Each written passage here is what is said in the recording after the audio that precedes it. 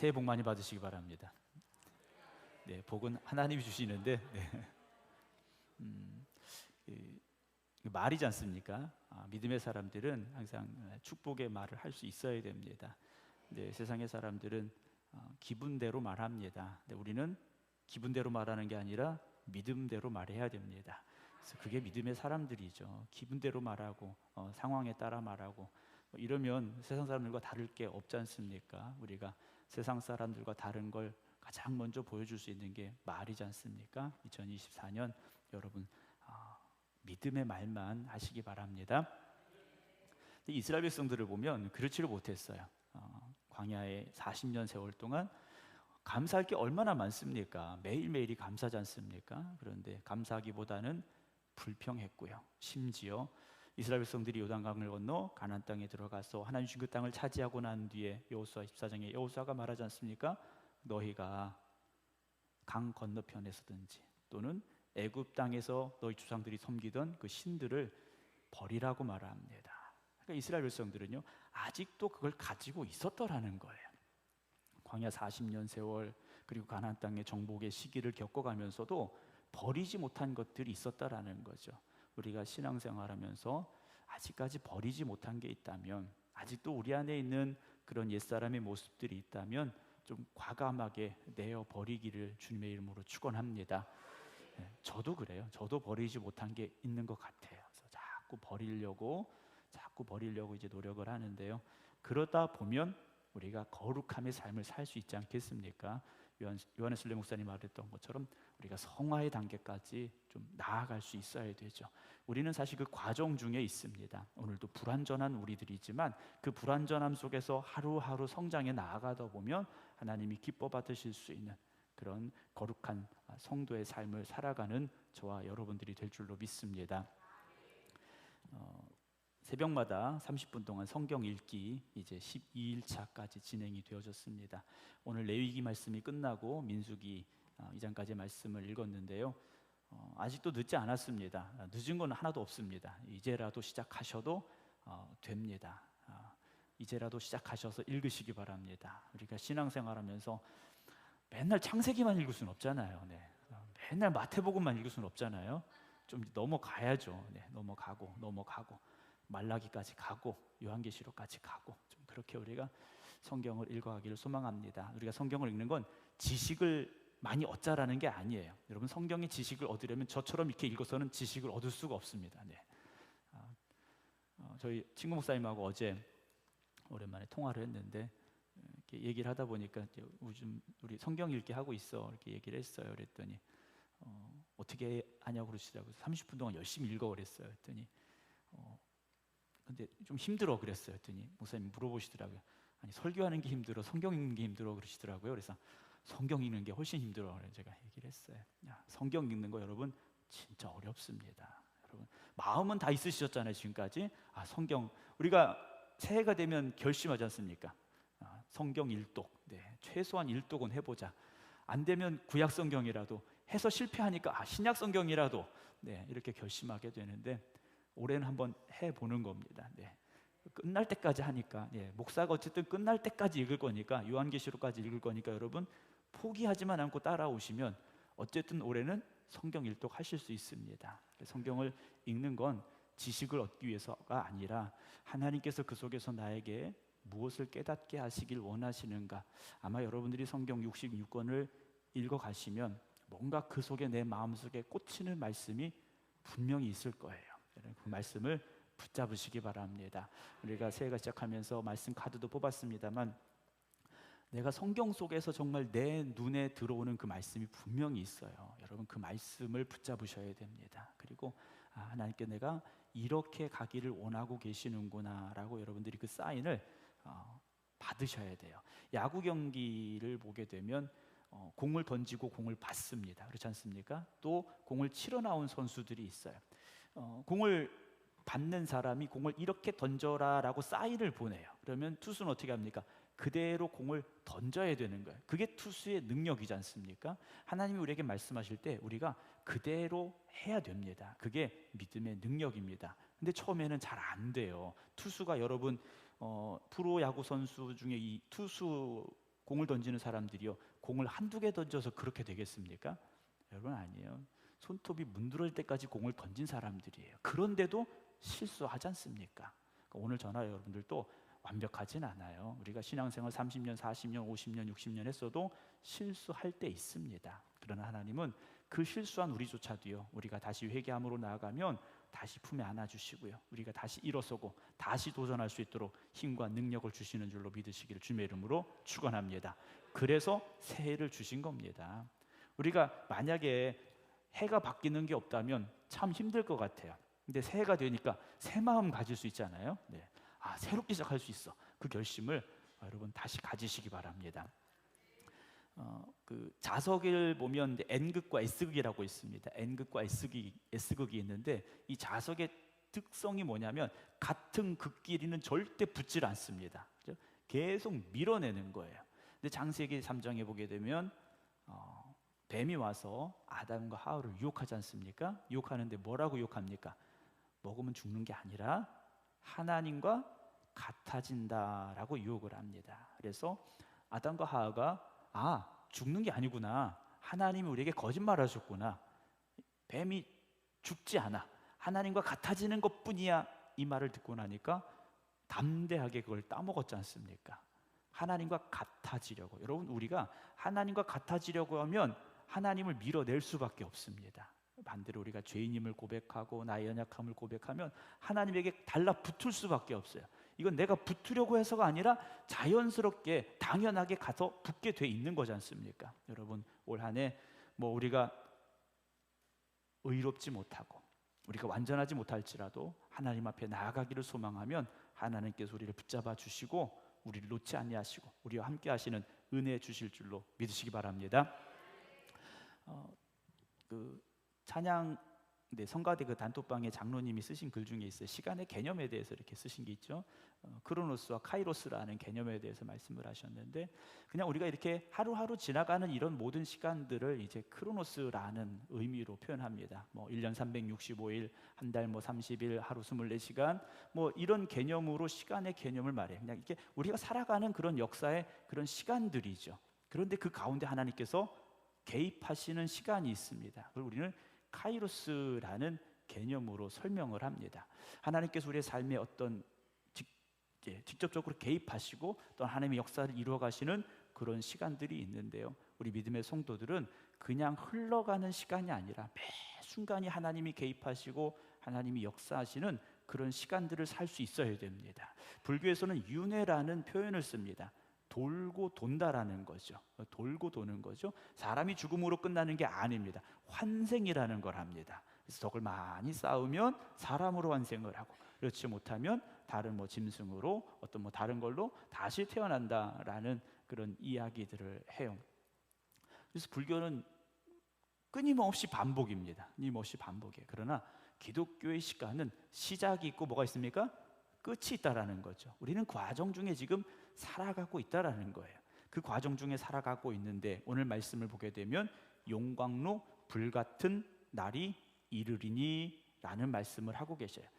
용광로 불이라는 표현을 쓰고 계십니다. 이 날은 어떤 날입니까? 교만한 자와 악을 행하는 자가 다 지푸라기 같을 것이라고 말합니다. 자, 용광로는 쇠를 녹이는 겁니다.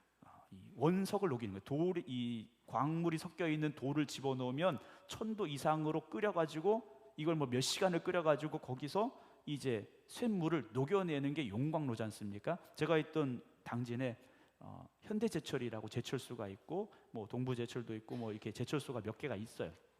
1년에 몇 건씩 사고가 납니다. 어떤 사고가 나냐면 쇳물에 사람이 빠져요. 네. 좀 끔찍하죠. 네. 쇳물에 사람이 빠집니다. 그러면 건져내봐야 아무것도 없어요. 건져낼 수도 없고, 그런 사고가 1년에 몇 건씩 나는데, 거기에 이 교만한 자와 악을 행하는 자가 다 뭐 같다고 그랬습니까? 지푸라기 같다고 그랬어요. 지푸라기는요, 그 곁에 가기만 해도 그냥 타버리는 거예요. 그 용광로의 온도가 800도, 900도, 1000도 이렇게 넘어가는데 가까이 가면 어떻게 되겠습니까? 그냥 타버리는 거예요. 이건 심판이라는 거죠.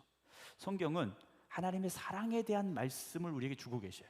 그러나 그 사랑을 분명히 알려면 심판에 대해서도 우리가 분명히 알아야 됩니다.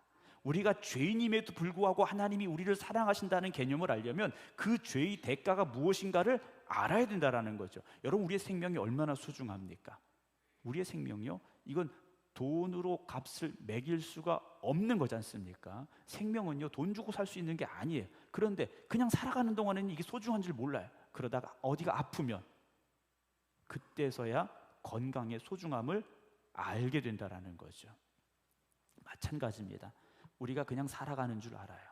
그냥 다 뭐 이렇게 하루하루 사는 줄 알아요. 그러나 우리가 죄 가운데 살아가고 있다는 것을 우리가 말씀을 통해 깨닫고 그 깨달음을 통하여 나를 돌아보게 되면, 그럼에도 불구하고 내가 오늘 살아가고 있다는 것 자체가 하나님의 은혜고 하나님의 사랑이라는 것을 우리가 고백할 수밖에 없는 거죠. 그래서 그 은혜를 깨달은 사람은요, 하나님이 기뻐하시는 길을 가기 위해서 힘쓰고 애쓸 수밖에 없습니다. 그렇게 노력할 수밖에 없어요. 아, 하나님이 오늘도 나를 살려주셨구나. 네, 당연히 사시는 줄 알아요. 네. 제가 말씀드렸잖아요. 한 10년 전인가요 벌써? 그 새벽에 가슴이 조여오는 통증이 있어서 분당 서울대병원 응급실에 갔다고 말씀을 드렸잖아요.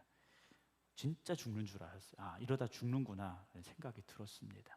근데 지금 멀쩡하게 살고 있으니까 그때 일은 자꾸 잊어버려요. 네. 근데 가끔 가슴에 통증이 올 때가 있어요. 그러면 아, 그때가 있었지라는 생각을 다시 하게 돼요. 사랑하는 성도 여러분, 우리는 주님의 십자가를 바라볼 때마다 내가 저기 죽어야 될 죄인이라는 것이 매 순간 깨달아져야 됩니다. 십자가를 보면서 깨달아져야 돼요. 여러분, 그냥 여기 앉아서는요, 내가 잘 안 보여요. 그런데 주님이 달린 십자가에 내가 달렸다라고 생각하고 나를 바라보기 시작하면 내가 얼마나 큰 죄인인가가 보여지기 시작합니다.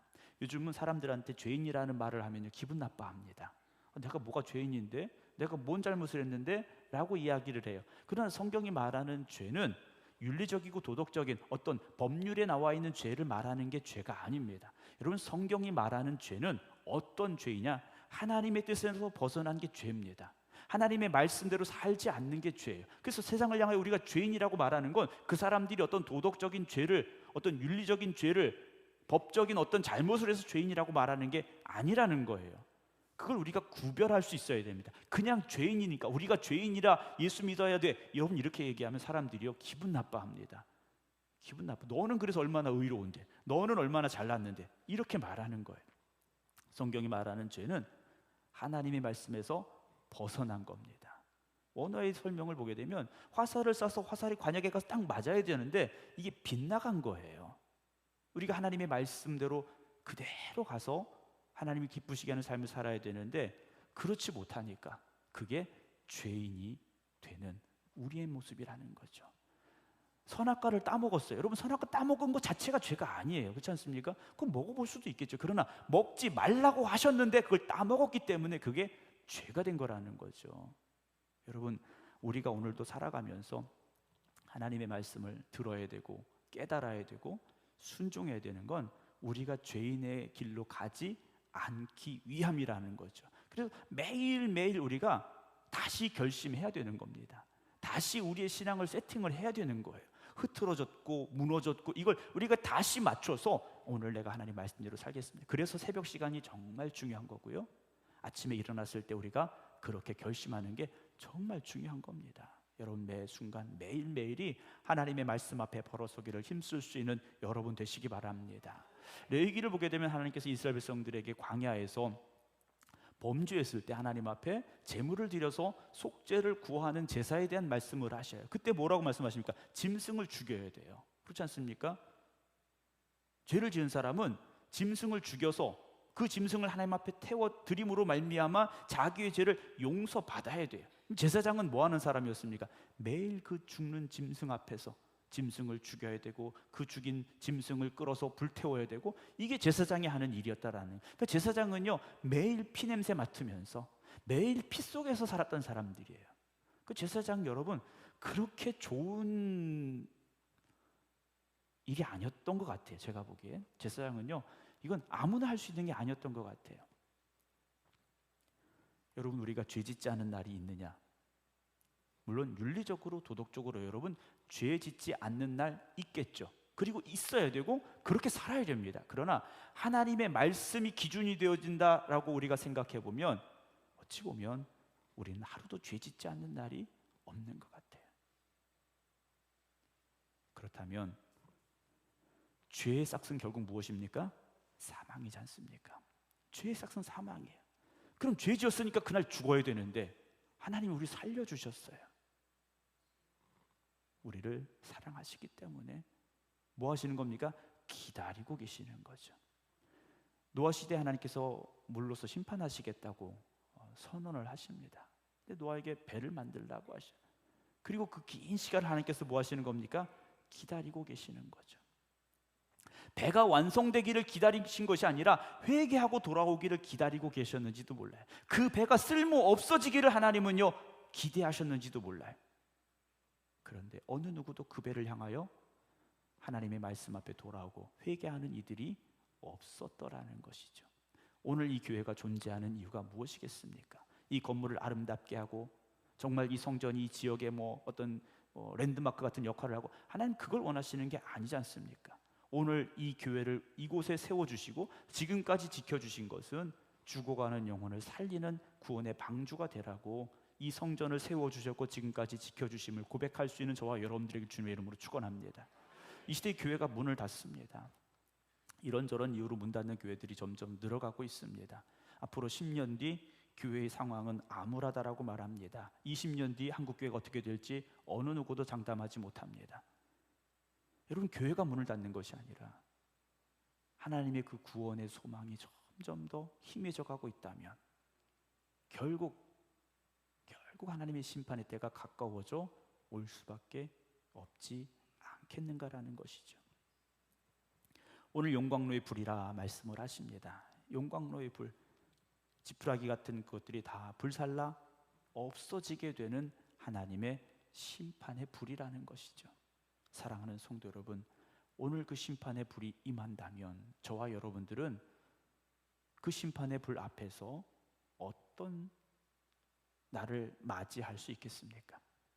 바라기는 저와 여러분 우리 모두가 다 그 심판의 불이 우리에게 임하는 심판의 불이 아니라 우리가 하나님의 나라의 영광으로 임하는 축복의 자리가 될 수 있기를 주님의 이름으로 축원합니다. 여러분, 우리는 늘 경각심을 가지고 살아야 됩니다. 경각심이 있어야 돼요. 항상 제가 집에 가려면 생극초등학교 앞을 지납니다. 생극초등학교 앞에 카메라가 달려 있습니다. 그렇죠? 과속 카메라가 달려 있어요. 그것도 시속 30km. 스쿨존이라서 시속 30km입니다. 아무리 급해도 그 이상 갈 수가 없어요. 가고 싶지만 갈 수가 없어요. 애들이 없어도 한밤이 되어서 신호가 꺼졌어도 30km 지켜야 됩니다. 왜요? 안 그러면 세금을 좀 많이 내야 됩니다. 그래서 지켜야 돼요. 여러분, 아무도 없어도 카메라 하나 서 있는데 사람들이요 거기 가면 속도를 다 줄여요. 고속도로 다니다 보면요, 저도 그러지는 말아야 되는데 100km 고속도로에서 110km, 120km 이렇게 달려요. 그러면 안 되긴 하는데, 근데 아무리 좋은 스포츠카를 타고 막 180km 막 달리던 차도요, 거기만 가면 규정 속도를 딱 지킵니다. 사람이 없어도 그 카메라만 있어도 그냥 순종하게 돼 있어요. 여러분, 하나님의 말씀이 그렇게 우리에게 늘 비춰지기를 주님의 이름으로 축원합니다. 세상 사람 다 그렇게 사는데요. 그렇죠? 세상 사람 다 그렇게 살 수 있고 그렇게 삽니다. 그러나 우리는 달라야 됩니다. 그렇죠? 우리는 분명히 그들과 달라야 됩니다. 왜냐? 세상 사람들은요 하나님 없다고 생각해요. 하나님이 어디 있냐고 말합니다. 우주 끝까지 가보지도 못한 사람들이 하나님 어디 있냐고 자신 있게 말해요. 있으면 보여주라고 말해요. 그러나 우리는 하나님이 살아계심을 믿는 사람들이지 않습니까? 그렇다면 그 하나님이 오늘도 나와 함께하고 계시고 나를 지켜보고 계심을 고백하며 살아가는 그런 믿음의 삶이 되기를 주님의 이름으로 축원합니다. 심판이라는 것은 결국 심판과 구원이 있음을 우리에게 말씀해주고 있는 거지 않습니까? 하나님께서 심판하시겠다라는 건 그냥 다 없애시겠다라는 게 아니에요. 회개하고 돌아오는 이들은 살리시겠다는 것이고 구원하시겠다는 것이고 그 가운데도 하나님의 은혜와 자비가 있음을 우리에게 말씀해 주고 계시다라는 거죠. 여러분, 하나님께서요 그냥 심판하시겠다는 게 아니에요. 소돔과 고모라도요 그냥 심판하신 게 아니지 않습니까? 하나님의 심판은요 하나님의 기다리심이 있고요 인내하심이 있다라는 거죠.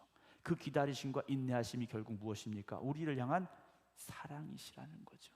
여러분, 아브라함도요 75세 부름 받을 때 그가 막 위대한 믿음의 사람이 짠 되어가지고 등장한 게 아니지 않습니까? 물론 그 나이에 그 상황에서 그렇게 순종했다는 것 자체도 대단한 믿음입니다만, 아브라함의 진짜 믿음은 어디에서 하나님 앞에 인정받습니까? 이삭을 번제로 드리는 그 순간 하나님에게 인정받죠. 그때 하나님이 내리신 점수가 뭡니까? 네가 나를 경외하는 줄 이제 내가 알았다라는, 거기다 하나님의 코멘트를 달아주신 거예요. 여러분, 오늘 우리가 하나님을 경외하는 마음이 있어야 됩니다. 하나님을 향한 거룩한 두려움을 가지고 하나님 앞에 설 수 있어야 하나님이 인정하시는 믿음의 사람들이 될 수 있다라는 거죠. 여러분, 여기는 어린이들이 노는 놀이터가 아니지 않습니까? 우리가 살아가는 세상은요 우리 마음대로 살아도 되는 세상이 아니라는 걸 우리는 안다라는 겁니다. 이 세상에도 세상의 법이라는 게 있고요 도덕이라는 게 있고 윤리라는 게 있지 않습니까? 이 천지 만물을 창조하신 하나님의 법은요 창조 때부터 지금까지 동일하다라는 거죠. 여러분, 그 창조하신 하나님의 법을 지켜가시기 바랍니다. 그게 하나님의 말씀이고요 그 말씀을 우리가 가까이 하고 말씀으로 말미암아 우리가 깨달아야 되고 그 말씀에 순종함을 우리가 살아가야 된다라는 거죠. 우리가 사람들을 보면서 그런 얘기할 때가 있어요. 아, 저 사람은 철이 아직 안 들었어. 네, 여기 다 철 드셨기 때문에 나오신 분들이에요. 네. 아멘. 뭐 조금 안 들었어도 괜찮아요. 네. 근데 어떤 사람 보면 저 사람은 나이에 비해서 철이 일찍 들었네 라는 이야기를 할 때가 있습니다. 철이 든다라는 게 어떤 의미일까요? 철이 든다라는 건요 어떤 뭐 성숙함이라고도 표현을 할 수 있겠죠. 그렇죠? 그러나 신앙적으로 본다면 어떤 개념일까 한번 생각을 해봤습니다. 철이 든다는 것이 뭘까? 결국 하나님에 대해서 깊이 깨달아 알기 시작하면 철이 듭니다. 하나님이 어떤 분인가 깨달아기 시작하면요 그 사람은 철든 사람이 될 수밖에 없어요. 아브라함이 그래서요 이삭을 번제로 바칠 때 뭡니까? 철이 든 거예요. 철이 안 들었으면 어떻게 할까요? 하나님 앞에 대들었겠죠. 여러분, 애들 보세요. 철이 없는 애들 보세요. 엄마 말씀에 순종합니까? 대듭니까? 네, 다 순종하는 자녀들을 키우셨나 봐요. 네. 안 그렇잖아요. 그러다가 어느 순간 나이가 들고 그러면서 철이 들어요. 그래서 엄마가 이렇게 이것 때문에 이렇게 하라는구나. 그때는요 잔소리 할 필요도 없어요. 그냥 자기가 알아요. 엄마 마음을 알아요. 아빠 마음을 알아요. 여러분, 철든 신앙인들은요 성숙한 신앙인들은요 하나님의 마음이 깨달아지기 시작하고요 매 순간 그 마음, 하나님의 마음이 우리 안에서 고백되기 시작한다라는 거죠. 여러분, 그렇게 신앙생활을 할 수 있는 2024년이 되기를 주의 이름으로 축원합니다. 2024년이라는 시간을 우리에게 주신 건요 하나님이 또 다른 한 해를 우리에게 주시고 기다리고 계시겠다라는 겁니다. 우리가 더 영적으로 철들고 우리가 하나님의 기쁨이 되는 삶을 살아가라고 하나님께서 우리에게 주신 시간이에요. 말씀을 더 보면 그 이르는 날에 그들을 살라 그 뿌리와 가지를 남기지 아니하겠다라고 말씀하십니다. 그러니까 흔적도 없이 만드시겠다라고 하시는 거예요. 여러분, 우리가 흔적도 없이 사라지는 그런 삶이 되지 않기를 소망합니다. 여러분, 우리가 이 땅에 살면서 호랑이는 죽어서 가죽을 남기고 사람은 죽어서 이름을 남긴다는 아주 위대한 말이 있지 않습니까? 여러분, 믿음의 사람으로서 발자취를 남겨가시기 바랍니다. 성경이 바로 그 사람들이 이야기가 담겨져 있지 않습니까? 이 사람들이 어떤 믿음으로 살았는지, 이들의 믿음이 어떤 믿음이었는지 우리에게 증명하고 있지 않습니까? 이스라엘과 블레셋 전쟁을 합니다. 이스라엘 군대가 나갔어요. 사울왕도 나갔어요. 싸우러 나갔습니다. 그런데 골리앗이라는 거인이 등장하니까 어떻게 됩니까? 다 무서워서 숨었어요. 그들의 눈에 보이는 건 현실이었지 않습니까? 그런데 어린 다윗이 그 전쟁터에 갔는데, 그것도 칼 들고 전쟁하러 간 게 아니에요. 형들에게 먹을 양식을 갖다 주러 간 것뿐이었습니다. 그런데 다윗은요, 하나님의 마음을 가지고 그 전쟁터를 바라보았다라는 거죠. 바라보았더니 이거 가관인 거예요. 하나님의 백성, 하나님의 군대인 이스라엘 군대가 저 우상을 섬기는 블레셋 군대를 향하여서 담대하게 칼 들고 나가는 것이 아니라 다 무서워서 숨어 있더라는 거죠. 여러분, 오늘 이 세상에 있는 골리앗과 같은 거인들 분명히 있습니다. 우리의 힘으로 감당하지 못할 것만 같은 일들 많이 있습니다. 여러분, 하나님 주시는 마음을 가지고, 하나님이 우리를 감동시키는 마음을 가지고 세상을 바라보시기를 주님의 이름으로 축원합니다. 여러분, 다윗과 같은 마음, 어린아이가 어떻게 그런 마음을 가질 수 있습니까? 다윗의 고백을 보십시오. 내가 양을 치는데 맹수가 왔어요. 사자나 곰이 와서 이 어린 양을 뺏어가려고 하는데 누가 지켜주신 겁니까? 하나님이 지켜주셨다라는 거예요. 여러분, 2023년까지 그 삶 가운데 하나님 분명히 역사하셨던 여러분들의 기억이 있지 않습니까? 여러분들의 고백이 있지 않습니까? 여러분, 그 믿음을 가지고 2024년을 살아가시기 바랍니다. 사람들은요, 누군가 자기의 삶에 간섭하는 걸 싫어해요. 그래서 어렸을 때는요, 애들이 어떻게 합니까? 엄마 아빠 떨어지면 죽는 줄 알아요. 그렇지 않습니까? 엄마 아빠 안 보이면요, 큰일 나는 줄 알아요. 저희 집에 이 고양이가 한 마리 있는데, 버려진 고양이, 이제 유기동물 보호센터에서 데려온 고양이 하나가 있는데, 얘도요, 주인이 안 보이면요, 주인 찾으러 다닙니다. 네. 어디냐고 막 울면서 다녀요. 근데 아이들이 좀 크면 어떻습니까? 문 닫고 들어가요. 네. 엄마 아빠와의 거리를 두기 시작하고 벽을 만들기 시작. 나도 이제 생각할 게 있고, 네. 나만의 시간이 필요하고 나만의 공간이 필요하고, 이런 생각을 가져요. 여러분, 우리는 하나님 앞에서 늘 어린아이 같기를 주님의 이름으로 축원합니다. 어린아이 같아야 되죠. 하나님이 나를 간섭해 주시기를 여러분 소망하시기 바랍니다. 여러분, 신앙생활하면서 우리가 믿음의 공동체지 않습니까? 권사님도 공동체 기도하셨는데, 우리가 한 믿음의 공동체지 않습니까? 공동체라는 건요, 같은 배를 타고 있는 사람들이에요. 목적지가 같은 사람들이고요, 그 목적지까지 같이 가야 될 사람들이라는 거죠. 함께 신앙생활하는 믿음의 형제 자매들에게 여러분 조금 더 관심 갖기를 주님의 이름으로 축원합니다. 교회 안 나오면 왜 안 나왔는가 궁금해야 돼요. 네. 그래서 전화 한번 해야 되고, 집에 뭐라도 있으면 싸가지고 가서 좀 어디 아픈 거 아니냐고 물어볼 수도 있어야 되고, 네. 그렇게 좀 관심을 가져야 되고, 또 그런 관심이 왔을 때 그냥 나 혼자 잘 할 수 있어, 여러분 그렇게 생각하지 마세요. 신앙생활 절대 혼자 할 수 없습니다. 같이 가는 겁니다. 같이 가는 거예요. 그래서 교회라는 것은요, 교제가 있는 곳이지 않습니까? 여러분, 주일날 밥 먹는 것도 이거 아무것도 아닌 게 아닙니다. 물론 밥하시는 여성교회는 참 힘들지만, 여러분 그 식탁에 같이 둘러 앉아서 밥을 먹는다는 게 뭡니까? 식구지 않습니까? 식구예요. 여러분, 얼굴 보기도 싫은 사람하고 누가 같이 밥 먹고 싶어요? 그렇지 않습니까? 그러니까 여러분, 식사하실 때 매일 같은 분끼리만 드시지 마시고, 네. 이번 주는 이 사람, 네. 이번 주는 이 사람, 네. 좀 이렇게 자리도 옮겨가면서 맨날 그 자리만 앉지 마시고, 교회 오시면 대부분 그 자리만 앉으세요. 네. 네. 앞자리 앉으시는 건 괜찮아요. 네. 근데 저 뒷자리에서 맨날 그 자리만 앉아 계시지 마시고, 오늘은 내가 저 장로님 옆에 가서 기도해볼까?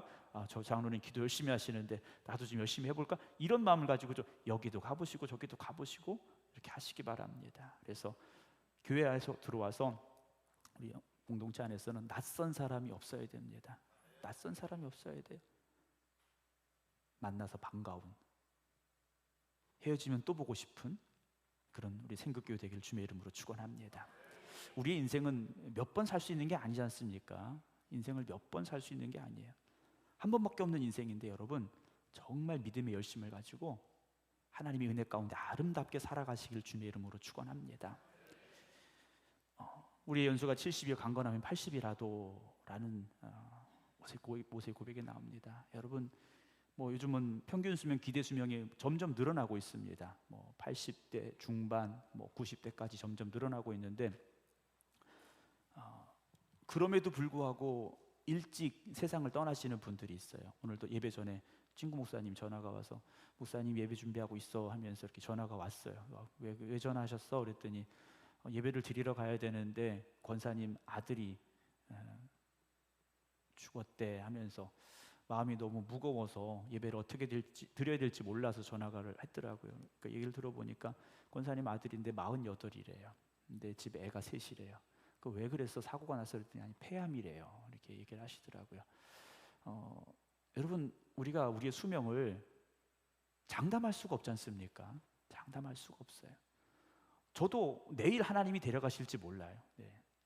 저는 늘 생각이 좀 잘못돼가지고 하나님이 언제든 데려가실 것 같은 그런 마음을 가지고 살아가요. 특히 이제 비행기 탈 때, 이때는 항상 죽으러 가는 느낌으로 비행기를 탑니다. 그래서 웬만한 비행기 안 타려고 그러는데, 그래서 인천공항 딱 내리면 살아서 왔구나 이 생각이 들어요. 여러분, 매일매일을 우리가 그런 마음을 갖고 살기를 원합니다. 그러면 삶이 달라질 수밖에 없고요. 하루하루가 얼마나 감사합니까? 오늘을 주신 하나님, 오늘을 살게 하신 하나님, 여러분 그 감사함으로 오늘을 마무리할 수 있기를 주님의 이름으로 축원합니다. 그래서 정말 우리에게 용광로 불 같은 날이 심판의 날이 아니라 반대로 보면요, 우리를 더 강건하게 하시고 우리 안에 있는 불순물을 녹여내시고, 그래서 욥의 고백처럼 나도 잘 몰라 하지만 이 모든 고난의 시간을 지나고 난 뒤에 나는 순금같이 될 거야 라는 고백처럼 그 믿음의 삶이 저와 여러분들의 삶이 되기를 주님의 이름으로 축원합니다. 2024년 여러분들이 다 부자 되시면 좋겠습니다만 그렇지 않을 수도 있어요. 다 건강해졌으면 좋겠지만 그렇지 않을 수도 있어요. 그러나 영적으로는 더 성숙해지는 2024년이 되시기 바랍니다. 주님 반드시 오실 것이고, 주님 오시는 그 날에 우리에게 그 용광로 불 같은 심판의 날이 아니라 하나님의 나라의 기쁨으로 거하는 축복의 자리, 은혜의 자리, 승리의 자리가 되기를 주님의 이름으로 축원합니다. 기도하겠습니다.